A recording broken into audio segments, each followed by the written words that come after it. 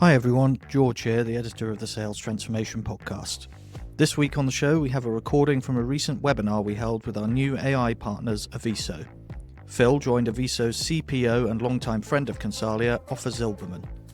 The webinar focused on busting myths around pipeline coverage reporting and how many stats are being manipulated to simply look good without any real measure of quality behind them. And of course, Phil discusses how the sales mindsets can be part of the solution to this problem. Now, there were slides used during this webinar, so please head over to our YouTube channel to watch this episode if you want to see those. With that said, please enjoy the webinar.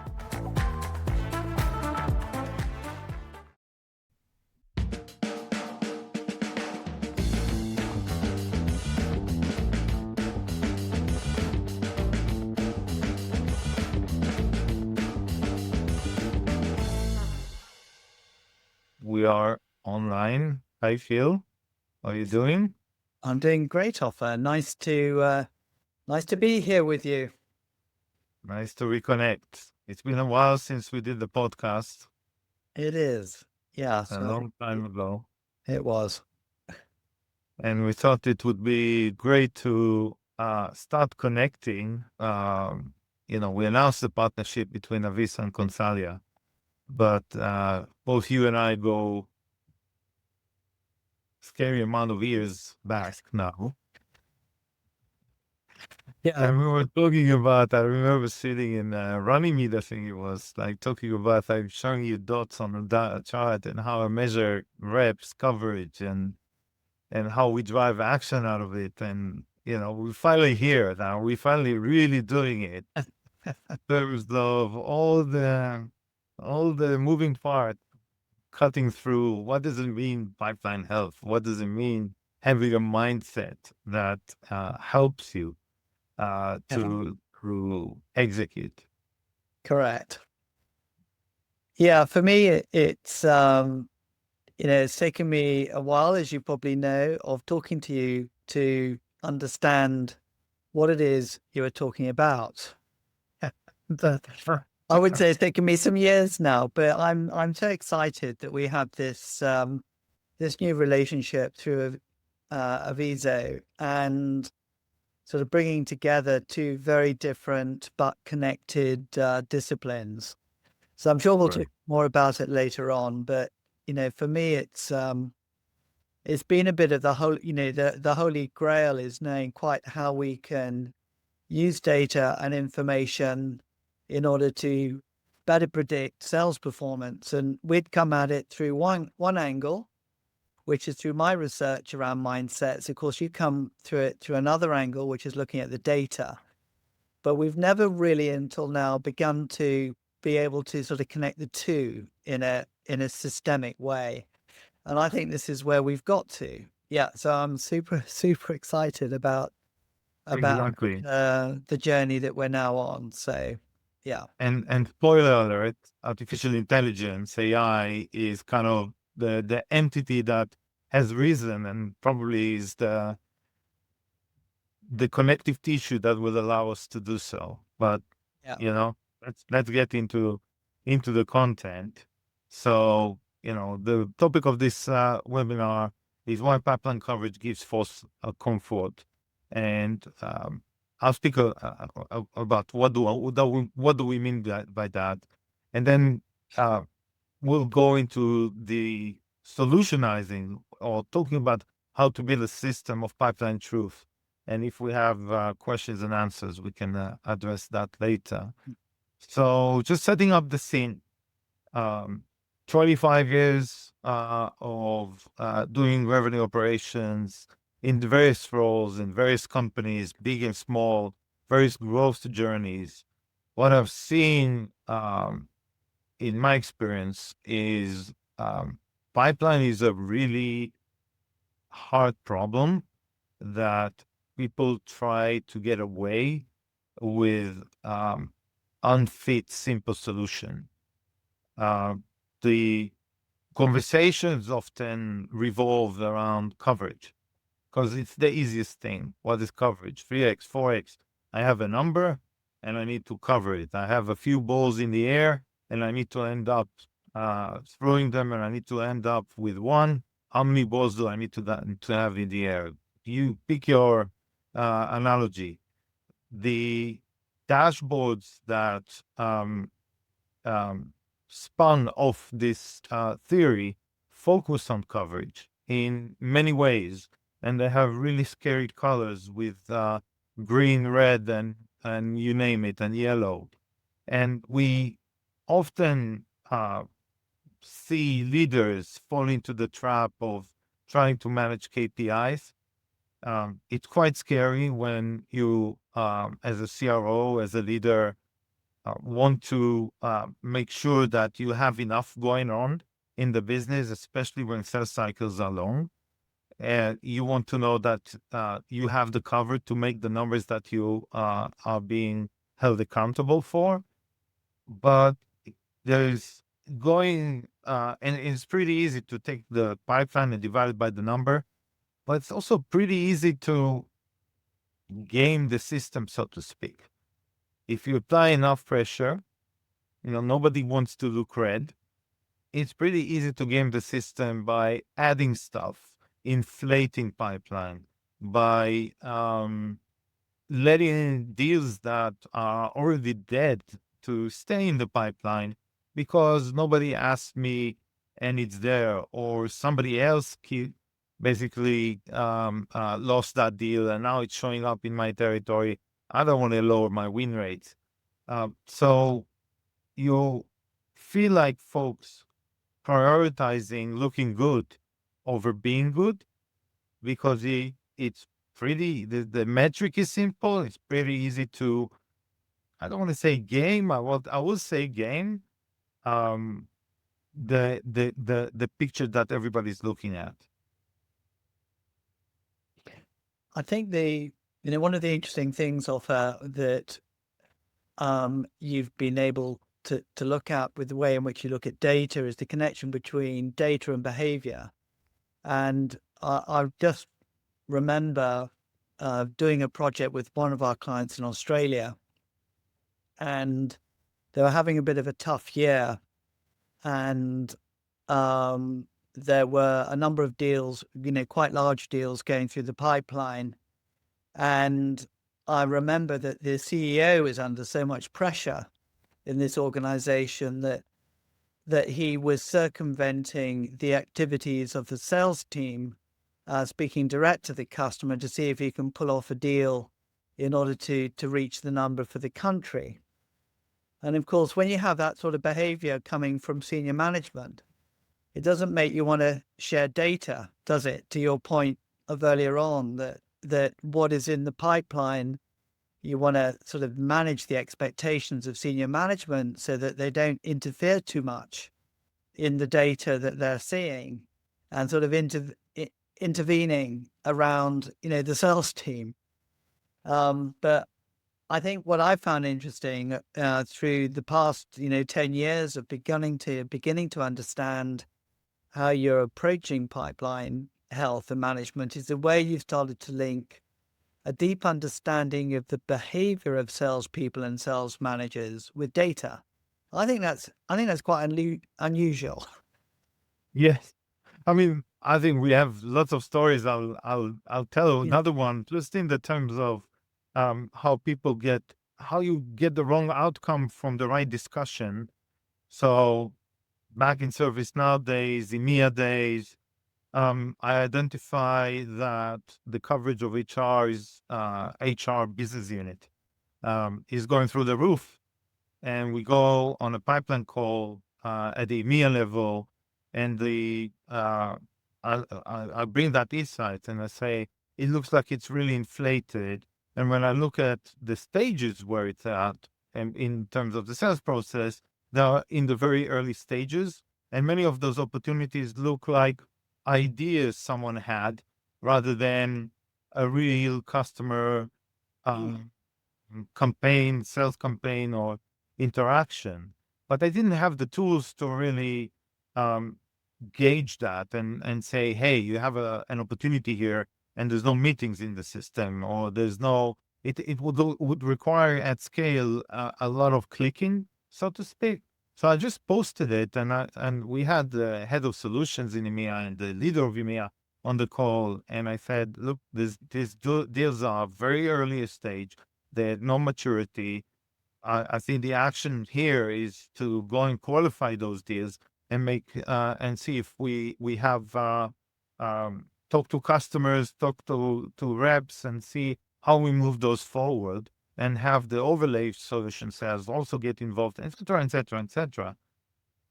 A month passes, and I open the dashboard, and guess, lo and behold, the maturity of most of the pipeline went from beginning to somewhere into the value stage, into closing stages. And I said that that's highly unusual to happen in 1 month. So again, we get on the pipeline call, and the EMEA leader asked the head of solutions, "Hey, how did you do that? That's amazing! In 1 month, you moved the bit. You didn't move the needle. You absolutely blew it to the other direction." And the head of solutions answered, "Well, we looked in the CRM system, and all those deals had the wrong stage. So we changed the stage." And the head of him said, "Hey, did you actually move the business, or you moved the KPI?" Mhm. So again, lengthy story, but again, to set the scene that it's really easy to get the wrong outcome from the right discussion, as I said before, by applying pressure and not working with sales behavior rather than focusing on the customer. So again, KPIs are there to take care of themselves, not by applying pressure to fix something that doesn't look right. And I guess the story here, this is where we start getting into the story, because whereas before, we were reading systems of records and building dashboards, and in a more sophisticated way, I applied the health pentagon, which we'll look at, and we spoke about how do you actually empower or completely foolproof the system that you're looking at through a set of KPIs that is much harder to gain, and artificial intelligence layered upon. There is also a story to be told on about the angle that you're coming from, or Consalia is coming from, Phil, about mindsets, and how does that play with everything that's going on in today's world. I think what's interesting is that, I mean, the mindset topic, which we may come into more detail, is sort of based on a doctoral research program, and we were approaching pipeline management from the buyer perspective and sort of working backwards. And our interest was in what buyers were saying about the critical mindsets that salespeople needed to have in order to be successful.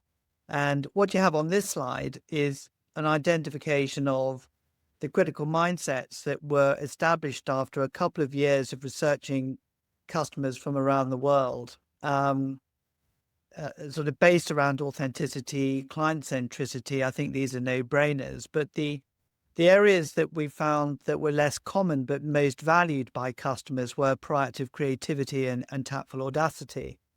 And what we did was then we took a number of control groups of salespeople selling complex B2B solutions, and we took these mindsets and we began to explore in every single aspect of engagement with an end customer. How can we live these mindsets? How do we demonstrate that these mindsets, in the way that we pick up the phone and talk to people, the way in which we do our customer research, the way we innovate around different ideas, the way we challenge customers in the way they thought, if we lived these values strongly, would it make a huge impact? And we had an extraordinary situation after another couple of years having defined the mindsets in running focus groups and being able to test whether these mindsets would in fact result in shorter sales cycles, bigger deals, and more cross-selling opportunities. And indeed, we found that's the case. So we were coming at pipeline from the position of it's the way you think and the way that you think about your personal values are hugely important in the way that you are successful in approaching deals. And so in a way, we were coming at this from the micro level, which is the deal level, and you were coming at it from the customer level, macro information level. And what we're now looking to do is to merge these two philosophies together to see how, can by merging these two philosophies in, as you say, an AI enabled environment, is it going to help speed up, develop better quality business? So for me, I'm very excited to explore this area. Absolutely. So just to really emphasize here, as a RevOps guy internally in every company I worked for, we were looking for the best sales reps and best sales reps obviously as the ones that kill the number and make a lot of money. And that there was a bias there, inherited bias, because you could give a sales rep a really rich territory and they could compare it to another rep that's doing all the right things, but it's going to take them more time to get to where a great rep to get to success. So you can internally within a company really create an uneven surface, so to speak, in terms of the potential you are divvying up between territories and reps that cover those territories.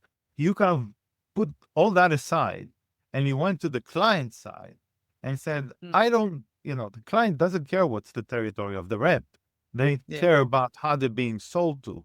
And you kind of completely distilled the noise and heard from the from the client, what is a great vendor? What is a great sales guy?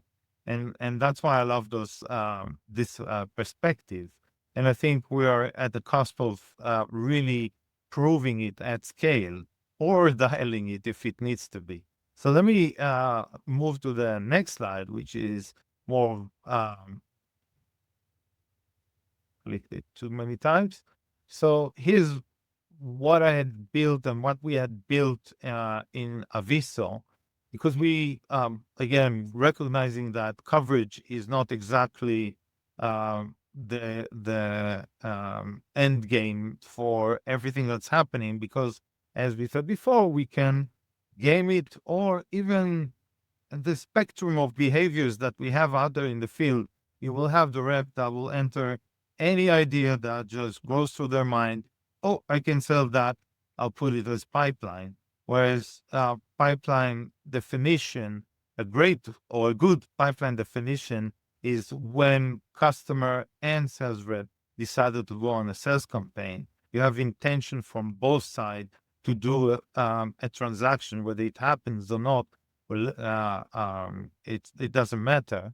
But the rep decided this is enough. There's enough value here that I can offer this customer that also going to retire a meaningful part of my quota.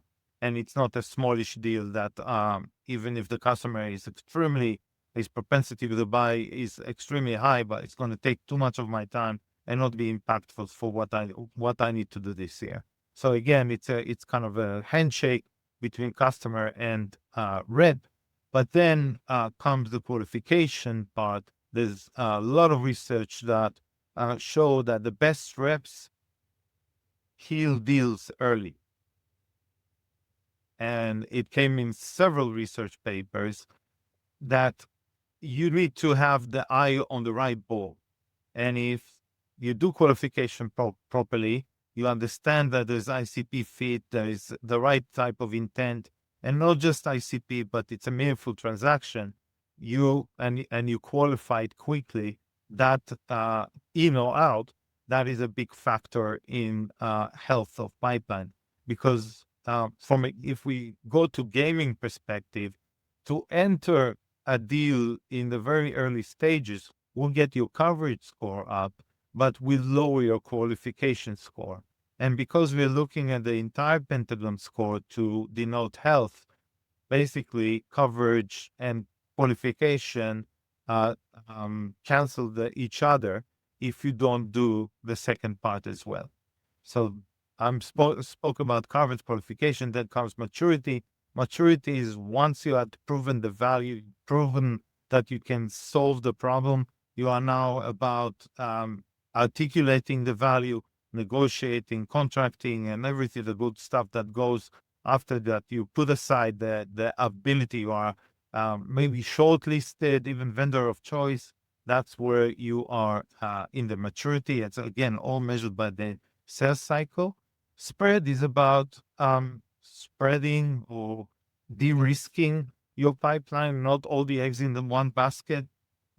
Famous case in ServiceNow, again, we had,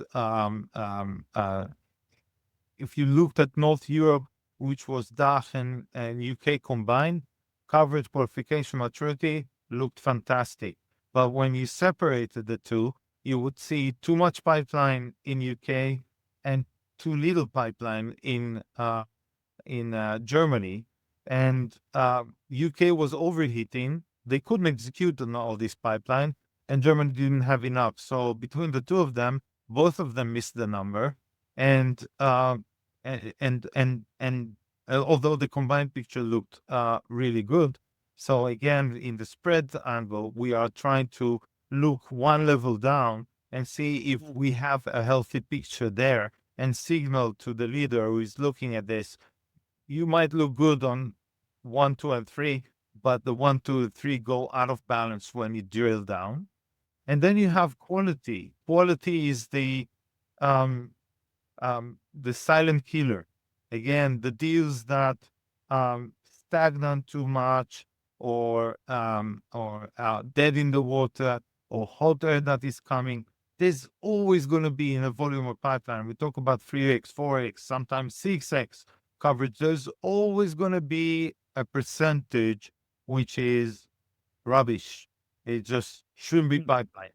But if that percentage is mentioned field, working with behavior, if that percentage is constant, and I had proven in the past that I can execute with that noise existing in the system, then I should not focus myself on the noise just for the sake of reducing it.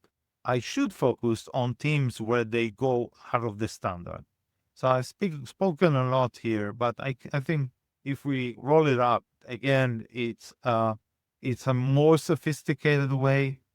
I used to say to reps, managers, gaming this and doing your job, probably doing your job is more easy, and then trying and gaming this.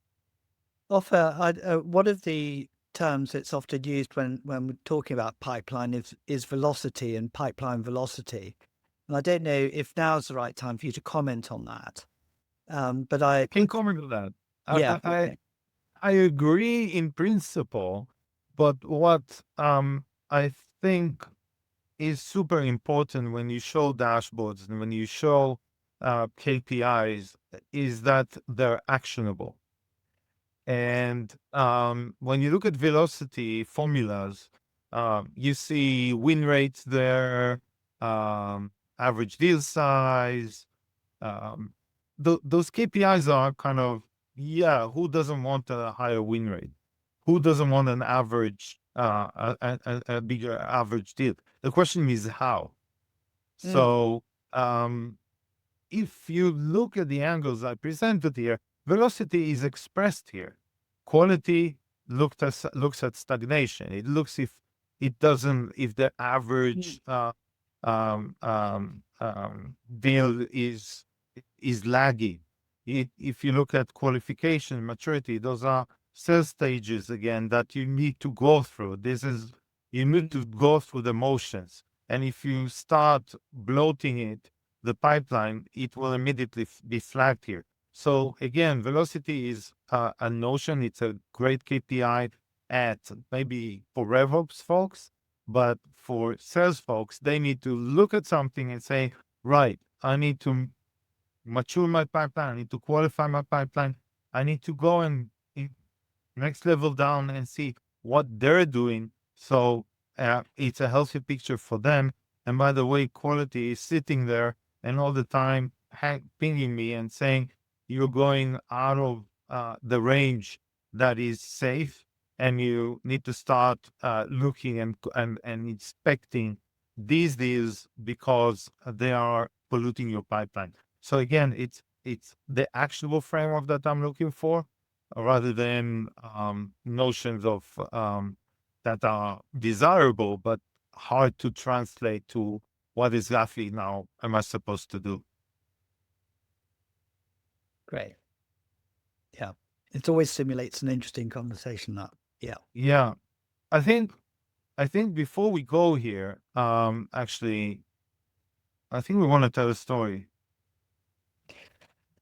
Yeah, I mean, it's interesting because when we start to talk about pipeline, I was sharing with Ofer a particular scenario which is ongoing, but started reasonably recently, and this was a new account manager in 2018 had taken over one of the largest aviation accounts in the UK.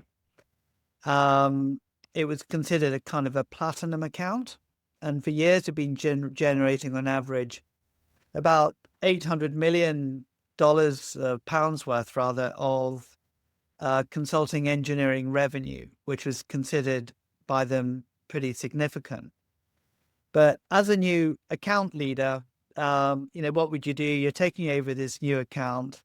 You would want to get some perspectives from the customer about how they found it, what's worked, what hasn't worked.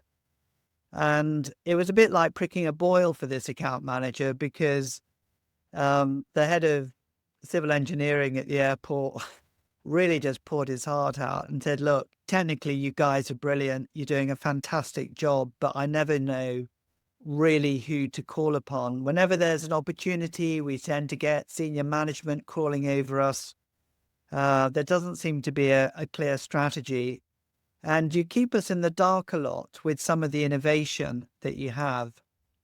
I don't really know what's going on with all the team or with all the people you've got working here. They had about 30 or 40 people working on site. So I don't really know what's really going on. So, I mean, clearly there was a governance structure here, and the director came back and set up a new governance structure, reported back to the exec co, and said, look, we got a problem, big account, done a lot, but we need to up our game. And so he went back with a new governance structure in place, where he was the throat to choke, so to speak. And it started then rebuilding trust. And what was interesting in the process of rebuilding trust, he began to understand the motivation of the head of civil engineering at the airport, and found out that this guy, who is going to be retiring in about 5 years' time, was passionate about creating a much more diverse workforce inside the airport. And the engineering team, he said, look, we've got lots of 50-year-old grey-haired men mainly. We need to get younger people coming in. We want to excite young people to come and work here at the airport.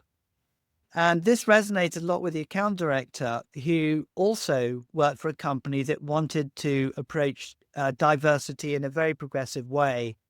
And they'd started this early career system where they were attracting graduates out of, the different universities to get them to come and take jobs with them. And he went back to the head of civil engineering and said, look, we've got this fantastic early careers program. I want to get more diverse talent onto our team here at the airport. you want to get more diverse talent into yours. Why don't we do it jointly? They hadn't run a early careers program at the airport. And so the head of civil engineering thought this was a great idea. Now, bearing in mind, all of this has got nothing to do with selling more. This is simply addressing something that was really important to the persona, the buyer here. Anyway, the guy said, look, we can do this. Let's do this together, but we can't just do it with you. We need to do it with your competitors as well. So it's all of the consulting groups that are providing services to the airport need to chip in. But what we'll do is we'll recognize that this was your idea. And this started to build a climate of trust. And if we start to talk about the mindsets earlier on, it was very much authentic in the approach. It's very much client-centric. And it was proactively creative because this was an idea that this person had never really thought of. And it was the account manager that took the idea to the airport. Anyway, this worked really well. They began to attract a much younger. So if we start to look at the years that progressed, and the business then started to increase from 8 million a year up towards 12 million. We got these little aeroplanes here, and you can see we have this crash about to appear. This wasn't a physical crash, but of course we then had the pandemic. And what was interesting here is, of course, all of the capital expenditure projects at the airport were cancelled. Staff were being laid off. A lot of the diverse talent that had been recruited into the airport were going to be let go. So again, the account manager went back to his own company and said, look, aviation's nosediving, but we've got other projects in water, in carbon sustainability, in rail, which governments around the world are really investing in. Why don't we offer to take on and second staff from the airport back inside our own company for a period of time? Then when aviation picks up, we hope that business will come through. So in 2020, you have this crashing of revenue. And if the organization was only focused on revenue, they would do what many of the competitors of this account director would have done, is walked away because there was not the ROI in the account at the time. There was no certainty about how long the pandemic would continue for.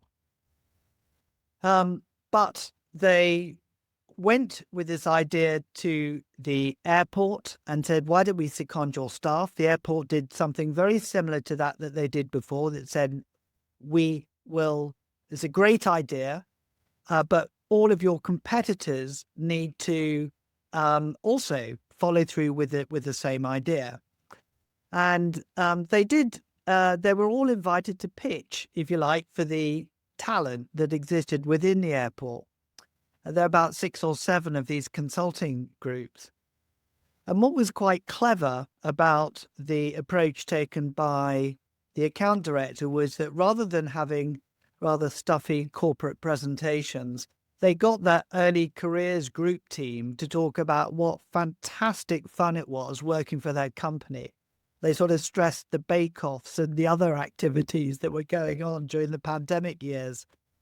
Anyway, 50% of all of the top talent of the airport ended up working for the account director's company. And they were dispersed into a wide range of different varied projects, both in the UK and in other countries. Business was still slow. Business was non-existent. And of course, when aviation started to pick up, all of a sudden there was this huge backdrop of projects that needed addressing. And at that point, the airport then wanted to take the teams back. They'd had 18 months worth of fantastic sort of training and development. So it's not as if they were a cost to the account director's company. They were contributing towards their business. But many of these youngsters were promoted into positions of management. And what was really interesting as we approached 2022 was that as a sign of thanks, they found themselves being awarded very significant contracts based on the goodwill that had been built up between the account director and the airport. And I know that we've got this trailing off at 16 mil. It's over 20 mil at the moment. So you've seen a sort of tripling of the annual recurring consulting fees after a period of time.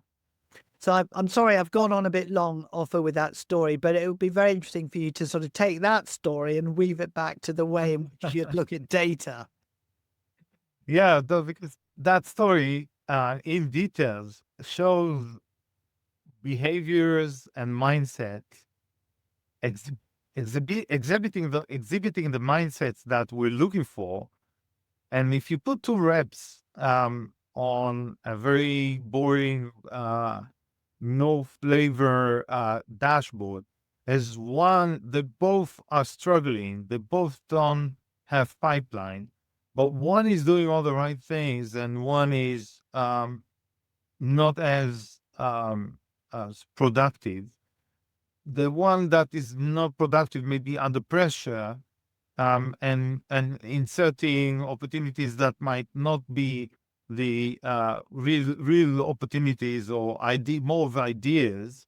And let's say that the other one, the rep you spoke about, also entering and saying, this is the potential I see if we continue doing what we're doing.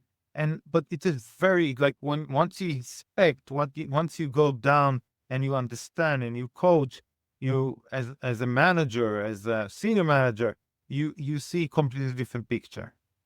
And the question is, how do we do that in scale? That's great, Ofer. And this is why I'm so excited about it, because a lot of our experience has been working in at micro level detail on very specific opportunities and accounts, and being able to sort of see this over a period of time. But the challenge is, how do you do it at scale? How do you, in all the micro activities that take place, how do you start to assess whether or not the mindsets that we know are going to work can play out or are being played out? And that's what I think the AI layer that we've been talking about and, where Aviso is going with this is so exciting. So it can be scaled and people can know that, the input in terms of the qualitative behavior, is being carried out by the, by the reps. So, prelude to this a quite busy slide. However, if you want to think about it, is what we call in the industry maturity curve, where you have all kinds of checkpoints to ask yourself, where am I here? And as a client, as a vendor, and really understand what are the next steps that needs to happen in order for you to move to the next stage in the maturity. And what we try to do here is layer, the pentagon, which was extremely advanced a few years ago, but is even more powerful now that you can feed it with AI insights that are super hard to gain. You have AI sitting on top, and you have the mindsets, because in the end of the day, we have humans that we're trying to make extremely efficient and impactful in front of the vendors. So if I took and looked at the left side, where we call it manual tribal knowledge, the journey starts there, because there could be organizations that have all the right components and they're executing it, but and it's working. So it's working, don't touch. But however, if strategy changes or growth becomes a priority, then they don't have the tools to really go and execute in that way. They think they're going to increase frequency, maybe, or keep doing what they're doing and expect a different outcome. And that doesn't work. And you run a too simplistic setup to take on challenges. The next level is more of an awareness level. You are now understand that from a pipeline perspective, which is your oxygen, which is your ability to achieve long-term targets, is more than just coverage. It has more components to it. So you're trying to build some kind of dashboard that is more 360, so to speak. You're aware of AI. You use AI. Somebody bought a point solution for this, a point solution for that. Maybe you're using ChatGPT. You're trying to do things around AI. It's sporadic, not systemic, so to speak. And you're looking inside your organization, say somebody must be doing this right, and you're looking for the best practice and trying to take that best practice and copy it over across the organization. So here you turn into a bit more proactive approach. The next level is where the corporate decides, you know what, we're going to do things differently. Now we're looking at a set of KPIs that are our North Star. There's nobody has a different dashboard, a different spreadsheet, a different system other than this. We mandate it across the board. You start using AI as a tool to eliminate basic gaming. So if you have no engagement on a sales transaction whatsoever, you call it out and say, this is not a real opportunity. Whether it was an idea of someone who entered it, or whether it's an ongoing transaction that that died or lost and nobody called it out. And mindsets are accepted by the organization, and the managers are, I don't want to say running around, but they are the multiplier that we rely on to go and put the mindsets into people, or coach people, or inspect if the right things are going on. So back to your story, Phil, about the rep who is handling an airport. I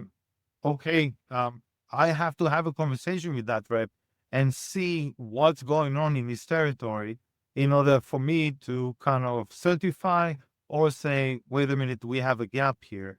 And again, the question of scale comes to the fore, and you need to have a span of control of managers. If you are really serious about executing this, the span of control of managers must be limited, meaning a manager can handle 4, 5, maybe 6 reps. More than that, you are basically diluting the message or the ability to execute the mindsets. And I'm going to go on this monologue and call out field transformation. It's when the field finally adopts the corporate approach. But not only the real change here is around AI, because AI got to that stage where it can inspect outcomes and call out mindsets. And that's the exercise Consalia and Aviso are going. We are building avatars and AI agents that will be able to inspect and look for those mind states on scale, because most of calls are being recorded, interactions are being recorded, emails, account plans, messages, all those in the end of the day can get distilled, and we can look for the evidence of mindsets by training those agents with the materials, the years worth of materials, doctorships, and the books you've written, Phil, to try and at scale say to a manager, hey, on rep 1, 2, and 3, you're good. 4 is wobbly, 5 doesn't know what he's doing. Focus over there, leave those alone. And I'll pause for a second. Does that resonate? Yeah, it does, and I think this is the technology now is sort of transformational. And as you were talking, I was thinking that if you go back, I don't know, 20 years, to the kind of systems that were available then to help manage sales forces, they were really unsophisticated, and sales has taken a hell of a long time to sort of catch up with having a systemic approach to the way they manage the business. Finance, manufacturing, other functions of a business have actually, in many ways, been much further ahead than sales in terms of system support. But I think what we have now with AI is potentially enabling sales by bringing in together the behavioral dimensions that you've been speaking about with all the data and the analytics side of it. So producing a way of working, a system of operating, which is incredibly sophisticated and very exciting. I hadn't shared that thought with you, but I do think that we're sort of moving into a very new way of actually, it's enabling us to really rethink how we're going to operate. How can we become more productive with the way in which we manage time, manage data in order to get better results? Absolutely. And I think this is what we're having that discussion inside of Aviso, because we have a new product called Halo. And we're discussing the positioning, because that product is basically what I think the future is, or maybe even the present, because we see those glasses come out, right? If you think about it like a sensory system, right? You get signals from, as a human, from touch, from vision, from from voice, from smell. All those sensory systems are available to you. But what's available to you today to AI or machines are either structured data, and we moved on to unstructured data that it gets consumed by the LLMs, the ChatGPT of the world, and all those come inside and gets processed and understood. But where we're going, I think, is it's going to be a part of us, like an extension that we walk with and sees what we see, hears what we hear. When you look at the screen, when you look at your phone screen, when you do stuff, it will gauge everything that's happening. And people will become more and more open for that. Like, it's amazing to see just in our lifetime, the transformation between, oh, this call is being recorded, to, yeah, sure, of course this call is being recorded. It's part of our life. And I think that the devices will keep on giving inputs. And speaking of the last stage here, or what I call evolution, or mindset, or optimizing, you will see AI doesn't just inspect and give alerts. AI actually coaches, right? And we already have that avatar in Aviso. We now need to train it on the Consalia learning, but that's the next evolution, that you have an assistant and a coach and go get it kind of escorting you wherever you go. And it's probably going to be glasses and devices to begin with, and then implants, because Elon is working on that as well. That is all the time with you, and it will hear and it will optimize, and people will just get used to it. Maybe there'll be a switch button when you want to be by yourself, but those times will be quite low, because in everyday life, it is extremely helpful. Anyway, exciting ahead. So, we're have a couple more slides here around win rate transformation, some numbers, and kind of the journey that you take. But I think if we took a pause here, I think we give a lot of input to our audience. Yeah, and building it in layers. We started with a simple, what seemed like now ancient problem, but very prevalent in many organizations, and making it more sophisticated, and then layering AI, but also layering the mindsets that really tell us about long-term success. And maybe open the floor for questions, unless there's something you want to add, Phil. No, I'm happy to take any questions. So, are there any from the audience that they want to share?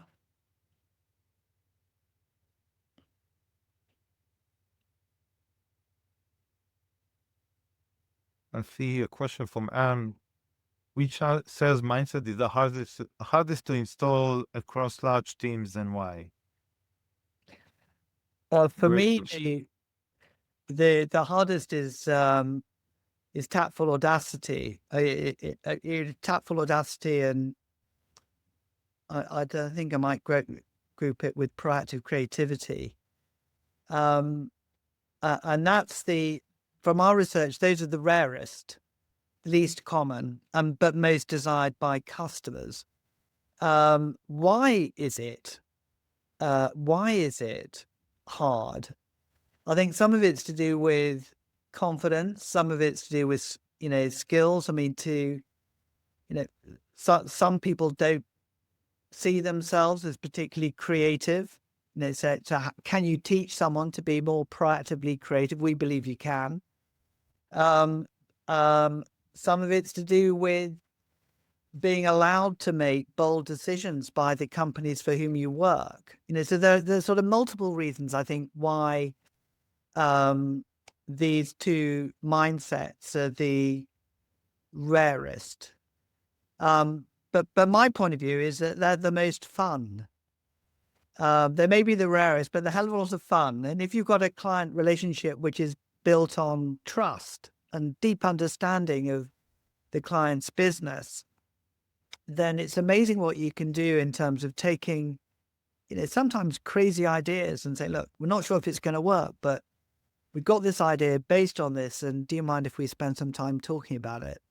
It's amazing how much clients will respect that. Some people think you can simply go to proactive creativity and tactful audacity without being authentic or client-centric. You can't do that. You destroy trust by just trying to live the two rarest values. You need to have them all together like spinning plates. But yeah, I think part of it... It sounds to you need to build them. You cannot just walk through the door. You cannot walk through. You need to start off. I mean, it's basic trust to begin with. And to what, how well are you really invested in really trying to understand my problems? And it's amazing. I mean, we're currently doing a big global research project at the moment, going back to the doctorate research. And we're still coming up with very similar feedback from customers. But there's a basics need to be in place. You're right, Ofer, before you can really start to innovate. Some of it's to do with leadership skills, the way in which you work with different departments across your own organization. So, there are many factors that actually feed into what can help live the proactive creativity and tactful audacity values. I think it's worth mentioning. Yeah, sorry, Ofer. No, I think it's worth mentioning that in the partnership that we're creating, I mean, of course, we're gonna we're gonna build avatars and AI that inspect and look and analyze based on the thousands of pages of research that you had given us. But at the same time, you can't expect avatars to do everything. There is engagement that you can do with Consalia to really think about the change program in the organization. Yeah, that's right. I think what's going to be really interesting for us as we move to the next phase of our development is the testing of the mindsets against the data, that we have, and to see to what extent would we feel the sort of AI enablement on its own can actually start to push the boundaries. Because quite often the innovation, in the story that I shared, for example, Ofer earlier on, the early careers initiative is not an SKU. It's not a product. It's something that's intangible. But it's the mindset, of that individual linking what we call some of the intangible assets of a business. Just clever thinking. Doesn't cost them anything to do, yet it's of huge value to a customer. So I think that way of thinking is there are tools and frameworks that can help you do that. But it's going to be so interesting to see whether the AI coach is going to be able to challenge salespeople, to think more creatively. Have you thought of this? Have you thought of that? So I'm really looking forward to it. I think deployed at scale. Again, talking about we're discussing. We have clients with thousands of reps, and if you think you put all those AI companions next to them, and all those AI companions learn together with the rep, and have awareness of the mindsets, and they draw on resources in order to coach for the mindsets, and at the same time all that data rolls up, you can really refine in the context not just of the organization you are deploying it in the context of the person that is you're coaching. I just seen a wonderful clip from Google that they have changed. They have now in AI to change the way you learn. If you think about textbooks that learned in school, you would have an example. You would learn some physics or maths, and you would have a very example, one size fits all. And maybe I like football, and I don't like whatever the example is, machinery. I don't connect with machinery. I connect with football. But the same example, the same math problems can be represented by a football type example. So they basically taking textbooks, they understand the person that is learning, and they adjust the textbook to be examples that are close to the person, that are familiar to the person that is learning. And they completely, and the research proved that those folks do much better in exams than those who are only using the textbooks. And I was thinking about it just today. I saw this. I was thinking about it in the context of AI, in the context of what we're trying to do. That would be another exciting way of really understanding the person, because the companion is always there. So they know the behaviors, they know how they like to engage, and nudging them into the right mindset. Yeah. Because I love your analogy, and I'll let you speak about it, between caterpillar and butterfly, as pause and let you take that. Well, the analogy, I think the analogy is one of, are you trying to build a faster caterpillar? What's the problem you're trying to solve? Or it's a problem you're trying to solve, requiring you to be a butterfly. And I think that business now is going through so much change that it's often about transformation. The solution is not going to necessarily be about efficiency. It's all about being effective. I think this is the term that you use, Ofer. I think that the only way that you'll get transformation if you shift mindset. The mindset really underpins so much of what we do. So that's why it's such an important component of sales performance. Absolutely. So you just answered Diego's question. When you talk about mindset, do you mean the sales approach? And yes, we are talking about, again, sales, but we are talking about maybe advisory and all the good stuff that you see here on the slide. Another question just came in.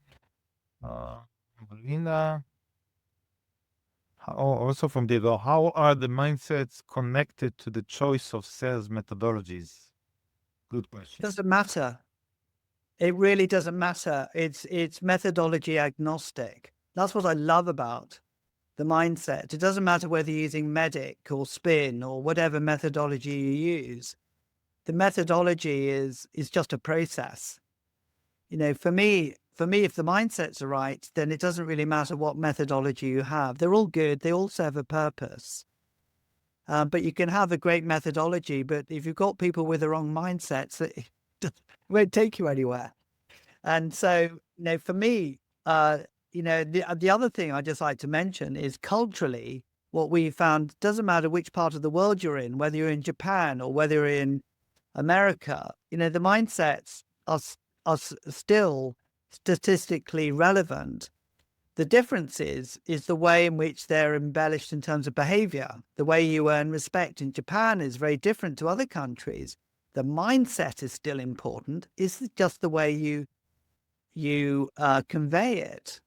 And so I think what's interesting about approaching sales behavior from a mindset point of view, it's geographically agnostic, and it's also methodology agnostic. And I'd ask you a question, Diego. What would you rather? Would you rather a sales team of people with the right mindsets but with the wrong sales process? Or would you rather a sales team with the right sales process but with the wrong mindset?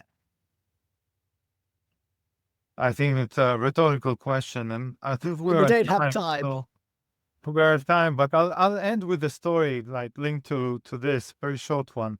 I always say the difference between sales process and methodology is my wife. The process of washing dishes is always the same. You go to the kitchen sink.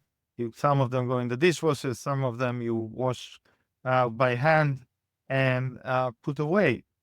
The request to wash the dishes for my wife, if it comes at 7 p.m. like now, I'll just go and do it. If it comes at 11 p.m., it's going to be a very different outcome.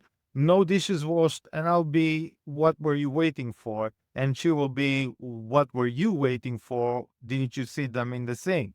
So the timing here is very different. They define a very different outcome. And obviously having the right mindset helps to avoid it altogether. So, the difference between a smart person and a clever person is that a smart person doesn't walk into a trap a clever person knows how to get out of. And I think with that... Very good. Thank you, Ofer. I think we're going to say goodbye and look forward for the next one. Thank you. Yeah, thank you, Ofer.